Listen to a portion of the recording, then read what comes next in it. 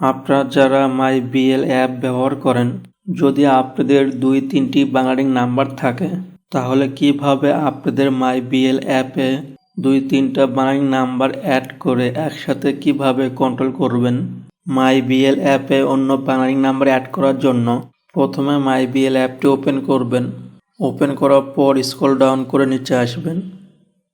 তারপর দেখতে পাবেন সুইচ অ্যাকাউন্ট এই অপশনে ক্লিক করবেন। ক্লিক করার পর দেখতে পাবেন অ্যাড নিউ এই অপশনে ক্লিক করবেন। তারপর আপনারা যে বাংলালিংক নাম্বারটি অ্যাড করতে চাচ্ছেন মাই বিএল অ্যাপে, সেই নাম্বারটি টাইপ করবেন। নাম্বারটি টাইপ করার পর সেন্ড রিকোয়েস্ট এই অপশনে ক্লিক করবেন। তারপর আপনারা ব্যাক অপশনে ক্লিক করবেন। ব্যাক অপশনে ক্লিক করার পর এবার আপনারা মাই বিএল অ্যাপে উপরে দেখতে পাবেন ডান সাইডে 3 ডট অপশন, এই অপশনে ক্লিক করবেন। ক্লিক করার পর স্ক্রল ডাউন করে নিচে আসবেন। তারপর দেখতে পাবেন লগ আউট এই অপশনে ক্লিক করবেন। লগ আউট করার পর আবার আপনারা লগ ইন রেজিস্টার এই অপশনে ক্লিক করবেন। ক্লিক করার পর আপনারা যে বাংলালিংক নাম্বারটি মাই বিএল অ্যাপে অ্যাড করবেন সেই নাম্বারটি টাইপ করবেন। নাম্বারটি টাইপ করার পর গেট ওটিপি এই অপশনে ক্লিক করবেন। ক্লিক করার পর সেই সিমটি যদি আপনাদের ফোনে থাকে তাহলে ভেরিফাই অটোমেটিক হয়ে যাবে। যদি অন্য ফোনে থাকে সেই ফোন থেকে কোডটি আপনারা টাইপ করে দেবেন। টাইপ করার পরেই অটোমেটিক ভেরিফাই হয়ে যাবে। তারপর আপনারা মাই বিএল অ্যাপে ওপরে দেখতে পাবেন নোটিফিকেশন অপশন, এই অপশনে ক্লিক করবেন। ক্লিক করার পর দেখতে পাবেন সেকেন্ডারি অ্যাকাউন্ট এই অপশনে ক্লিক করবেন। তারপর অ্যাকসেপ্ট অপশনে ক্লিক করবেন। অ্যাকসেপ্ট অপশনে ক্লিক করার পর ব্যাক অপশনে ক্লিক করবেন।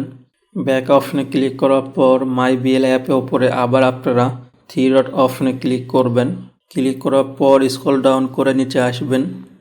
তারপর লগ আউট অপশনে ক্লিক করবেন। ক্লিক করার পর লগ ইন রেজিস্টার এই অপশনে ক্লিক করবেন। তারপর মাই বিএল অ্যাপে আগে যে নাম্বার দিয়ে লগ ইন করা ছিল সেই নাম্বারটি টাইপ করবেন। নাম্বারটি টাইপ করার পর গেট ওটিপি এই অপশনে ক্লিক করবেন।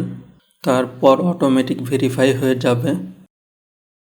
যদি সিমটি আপনার ফোনে থাকে, যদি আপনাদের ফোনে সিমটি না থাকে অন্য ফোনে থাকে, সেই ফোন থেকে কোডটি দেখে আপনারা টাইপ করে নেবেন। টাইপ করার পর অটোমেটিক ভেরিফাই হয়ে যাবে। তারপর কোনো অ্যাড আসলে সেই অ্যাডগুলো কেটে দিবেন। তারপর আপনারা নিচে দেখতে পাবেন সুইচ অ্যাকাউন্ট এই অপশনে ক্লিক করবেন। ক্লিক করার পর আপনারা দেখতে পাবেন এডিশনাল অ্যাকাউন্ট এই অপশনে ক্লিক করবেন। ক্লিক করার পর দেখতে পাবেন যে নাম্বারটি আপনারা অ্যাড করেছেন সেই নাম্বারটি শো করছে। তারপর আপনারা দেখতে পাবেন নাম্বারের পাশে 3 ডট অপশন শো করছে, এই অপশনে ক্লিক করবেন। ক্লিক করার পর দেখতে পাবেন সেট অ্যাজ ডিফল্ট এই অপশনে ক্লিক করবেন। ক্লিক করার পর আপনারা যে মাই বিএল অ্যাপে যে নাম্বার দিয়ে সেকেন্ডারি অ্যাকাউন্টটি অ্যাড করলেন সেই অ্যাকাউন্টটি ওপেন হয়ে যাবে। তারপর আপনারা দেখতে পাবেন সে বাংলালিংক নাম্বারে কত টাকা ব্যালেন্স আছে, এমবি আছে, মিনিট আছে এবং কি কি অফার আছে সেই অফারগুলো চেক করতে পারবেন।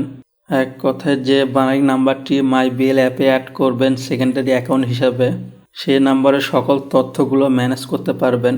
তারপর যদি আপনারা সেকেন্ডারি অ্যাকাউন্ট থেকে প্রাইমারি অ্যাকাউন্টে যেতে চান তাহলে আপনারা আবার সুইচ অ্যাকাউন্ট এই অপশনে ক্লিক করবেন। ক্লিক করার পর দেখতে পাবেন মেইন অ্যাকাউন্ট এই অপশনে পাশে দেখতে পারছেন অন অফ সুইচ এই অপশনে ক্লিক করবেন।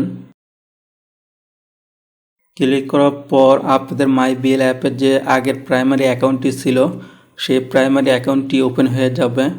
এইভাবে আপনাদের মাই বিএল অ্যাপে 2-3টা অথবা 5টি নাম্বার অ্যাড করে একসাথে কন্ট্রোল করতে পারবেন।